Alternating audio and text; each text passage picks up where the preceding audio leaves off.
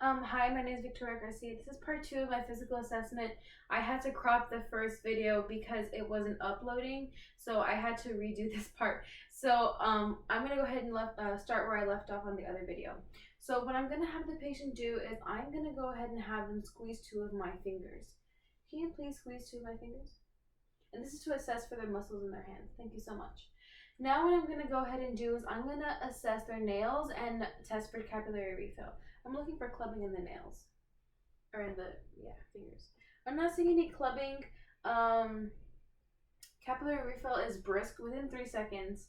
Now I'm done with the upper extremities. Now I'm going to go ahead and look at the posterior thorax of the patient. So I'm going to have them lean forward and I'm going to inspect the back. I'm not seeing any redness nor rashes. I'm not seeing any scars or lesions. If the patient was bedbound, I would be looking for pressure ulcers, but it doesn't have any. And now I'm going to go ahead and I'm going to palpate the spine. Okay, the spine feels straight. I don't feel any signs of scoliosis or kyphosis or lordosis. Now what I'm going to do is I'm going to assess for tactile firmness. So I'm going to put my hands on the patient's back and have them say 99 for me so I can feel it. Can you please say 99? Again? Okay. Tactile firmness was good. I was able to feel the vibrations, and now I'm going to test for thoracic expansion. I'm going to go ahead and put my hands on the T9 and T10 of the ribs, and my thumbs are going to be on the spinal cord, and I'm going to have the patient breathe. Can you go ahead and breathe for me? Okay, so lung expansion was equal bilaterally. So now what I'm going to go ahead and do is I'm going to go ahead and I'm going to auscultate the lungs.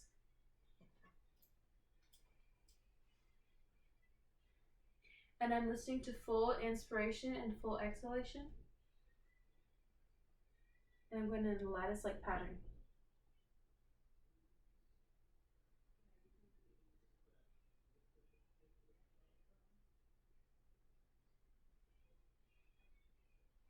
Okay. We're looking for signs of crackles. We're looking for rawls or wheezing. I'm not hearing anything like that. His breath sounds clear to me. The next thing that I'm going to go ahead and do is I am going to put the patient back and I'm going to assess his jugular veins. Now the patient has to be at a 45-degree angle for this. So I'm going to have the patient slightly hyperextend their neck this way. So can you please slightly extend your neck, please? Thank you. Thank you. So jugular veins were present. Now what I'm going to go ahead and do is I'm going to go ahead and inspect the precordium, procordium of the patient. I'm good looking, there's no bruises, there's no lesions, there's nothing like that that we need to be concerned about. So now I'm going to palpate over the areas of the heart that we're going to listen to later. So I'm going to palpate the aortic, pulmonic, or tricuspid, and then the mitral. We're looking for any palpitations. Okay. I'm not feeling any palpitations. So now the next thing that I'm going to do is I'm going to go ahead and auscultate now. I'm going to auscultate the heart sound, excuse me. Again, starting with aortic, pulmonic, herbs, tricuspid, and then the mitral.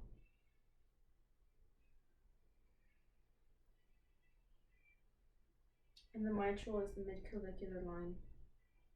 It's about right here. Okay. Heart sound sounds good. I'm not hearing any murmurs. I'm not hearing any clicks. S1 and S2 are present.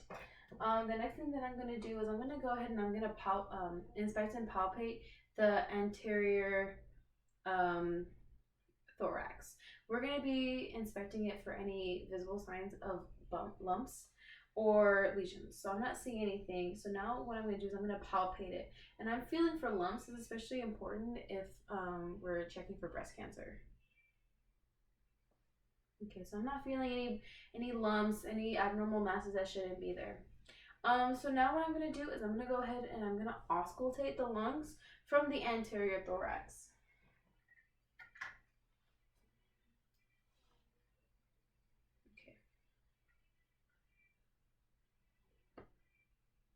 Please take a deep breath for me. Again. Again. Again, breath sounds were clear, both in the posterior and anterior portion of the thorax. Okay, so the next thing that I'm going to go ahead and do is I'm going to assist the patient to a supine position.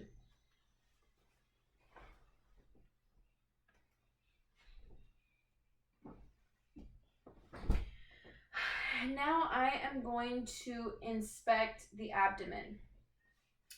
I'm not seeing any discharge or exudate coming out from the umbilicus. I'm not seeing any scars. I'm not seeing any wounds. Nothing like that.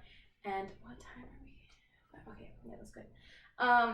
Everything looks to be normal. Now what I'm going to go ahead and do is I'm going to auscultate for bowel sounds. You always auscultate after you inspect. And you start from the right lower quadrant. And then the right upper, left upper, and then left lower quadrant. We're listening for gurgles or clicks. I heard gurgles and clicks, so bowel sounds are present. Now what we're going to do is we're going to palpate the abdomen.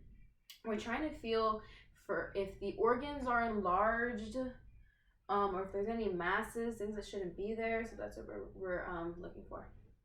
Now what I'm going to do is I'm going to go ahead and I'm going to palpate the femoral artery. Palpate and auscultate. So that would be here. And then we would listen to it also. Now I'm going to go ahead and I'm going to move on to the lower extremities. So the first thing I do is I assess it. Inspect. So hair seems to be evenly distributed. I'm not seeing any signs of cyanosis or jaundice. There's no scars, there's no bruising, nothing like that. So now I'm going to go ahead and check for pitting edema. Excuse me. By doing that, I'm going to put 2 fingers into the skin, and if it leaves a mark, then that means pitting edema is present, and I would have to document that. Pitting edema is not present. So now what I'm going to do is I'm going to have the patient close their eyes, and I am going to have them tell me when they feel a sensation on their lower extremity. I'm going to do their toe. I'm going to have them let me know when they feel it. So can you please let me know when you feel something on your lower extremities? Yeah? Good? Okay. Patient was able to feel sensation in his lower extremities. Now what I'm going to go ahead and do is I'm going to check for pulses. I'm going to check for the dorsalis pedis pulse, the posterior tibialis, and I'm going to check for the popliteal pulse. So I would check dorsalis pedis, posterior tibialis, and then the popliteals. Again, all at the same time to make sure that they're equal bilaterally. The next thing I'm going to do is I'm going to check for capillary refill. I would go to their toes, and again, I would do this at the same time. I would check for capillary refill, make sure it's a brisk. Within 3 seconds, it refills. The next thing I'm going to do is I'm going to do a straight leg test. So how I do this was you would get your hands underneath the patient's leg, and you would have them extend it like this. And you would have them do that for both legs. And then we would assess for range of motion. So we would have them wiggle their toes. We would have them twist their ankles. We already did the straight leg test, so that's another range of motion right there. So range of motion is good on the patient. So now we're going to go ahead and assess for deep tendon reflexes and the Babinski movement. So how I'm going to have them do this is I'm going to have them press as if they're pressing on a gas pedal, and then as if they're opening a door. So can you please put pressure like you're putting pressure on a gas pedal, and now like you're opening a door with your foot. All right, that's perfect. Everything looks good. So now what we would do is we would put the patient in a comfortable position and put the bed to the lowest height. Lowest height. We put up the side rails, make sure that the call light is within reach. And if they have any questions, we would answer their questions. Do you have any questions for me? Yeah? Okay, good. And then I would take off my PPE, I would clean all my equipment, and I would document everything that that happened today. And I would document if I had found any abnormal findings. And that is the end of my checkoff. Thank you so much.